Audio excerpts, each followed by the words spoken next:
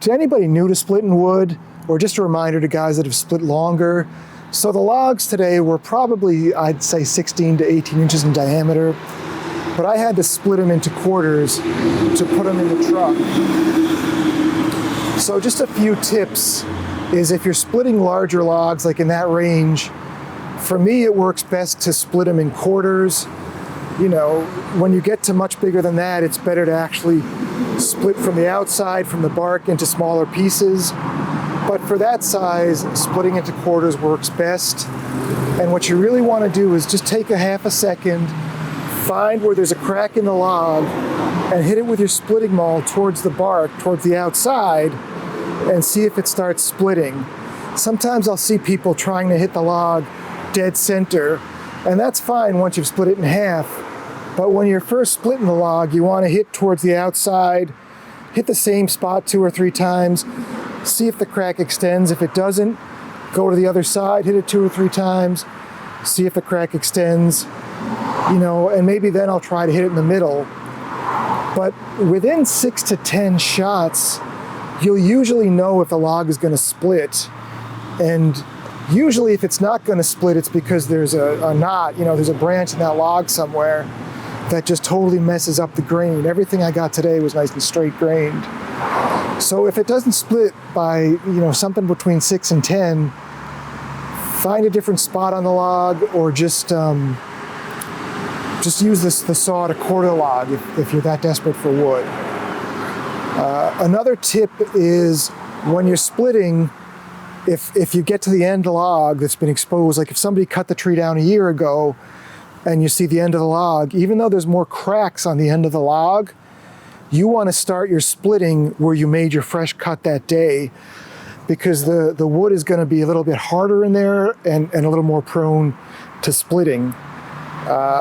So that's another one is, you know, today I did try once again, I just did one hit on the end, and the wood was so punky that the maul just kind of stuck in there.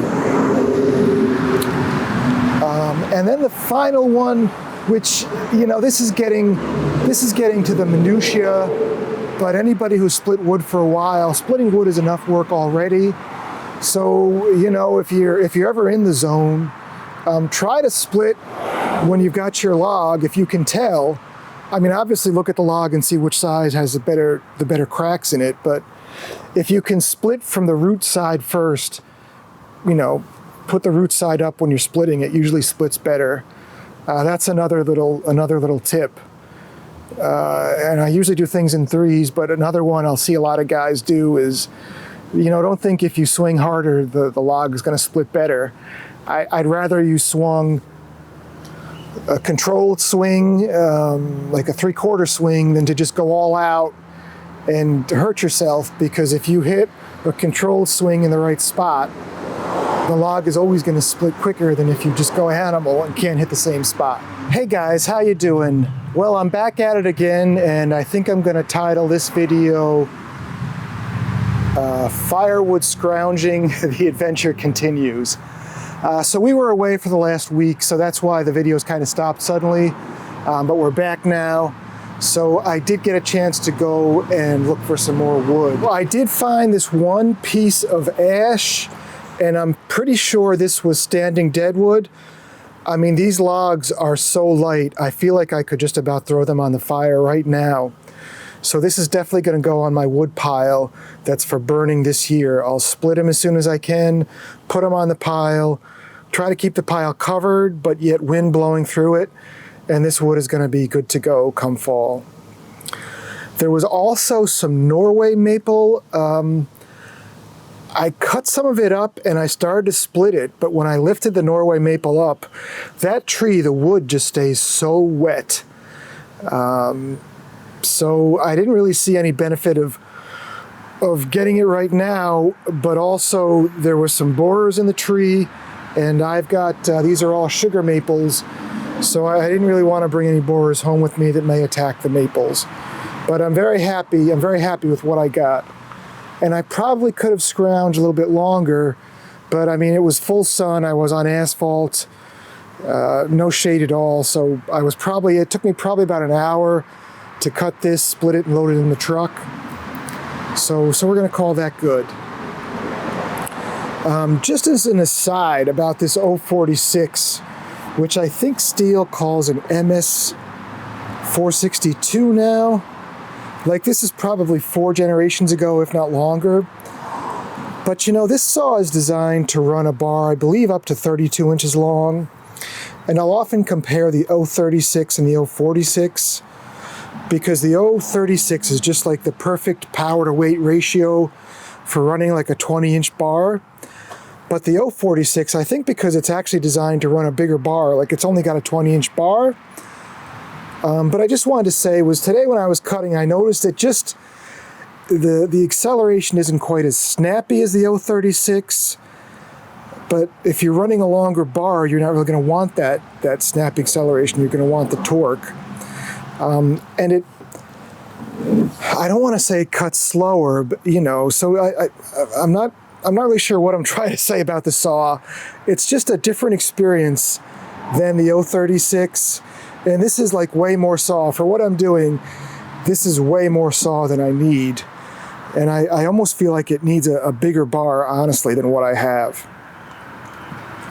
And then I did just want to take you guys and just show you what I decided to do was not bring my pry bar. So all I'm going out to cut wood with here is we've got the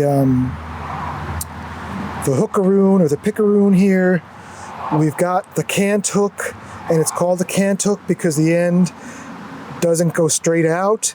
If it had like a big point on the end, it would be called a PV, and a PV acts pretty much like a pry bar. So if I had a PV, I wouldn't need a pry bar anyways. And then I've got my Wetterling's maul here to split. But it was so hot today that I was noticing I was using my my hookaroon or my picaroon, you know, to roll the logs around and stand them upright. And then I would grab the Wetterlings. And also, just for anybody that's you know, into this firewood stuff, what I've started doing is whenever I use the saws, I'll put a little tag on that says when I last used it, and then I try to put a note if it's sharp or not, because you know, sometimes I'll sharpen them when I put them away, and because I'm a sharpening fanatic, I'll take them out and sharpen them again when they don't need to be, so that way I know. And you know, for your gas saws, it's just good to know, so you know if it's time to run them for a while, if they've been sitting, and just, you know, kind of where you are. And then I did have my deerskin gloves. I really like deerskin gloves better than cowhide gloves. I got my ear plugs and my ear muffs, and then this is my chainsaw accessory box. And when I'm gathering the wood for what I'm doing, I'm not even bringing a second tank of gas. I mean, the tank on this saw is huge. So I'm not even bothering. I'm just making sure my gas and oil is full on this saw. I leave this one in the back. Dodge has this little spot to put a piece of wood so the saw doesn't slide around. And then everything else I can just keep in the front of the truck so I don't have to keep bringing it in and out every day. You know, I was on asphalt today and I dinged my maul into the asphalt, and do your best not to do that. You know, keep your splitting maul sharp and try to have something underneath. And if you have to split on asphalt, you know, the first few shots you can go hard because you know the log's not going to split, but just do half shots near the end and pull the log apart so you don't end up dulling your maul, which I did ding the tip of my Wetterlings. So I think that's going to do it for today. I got to go pick my daughter up from a camp. So we'll see everybody tomorrow, and give me a thumbs up, give me a like, you know, put some tips for splitting wood that maybe some other people can enjoy down below in the comments. Take care, guys. We'll see you soon.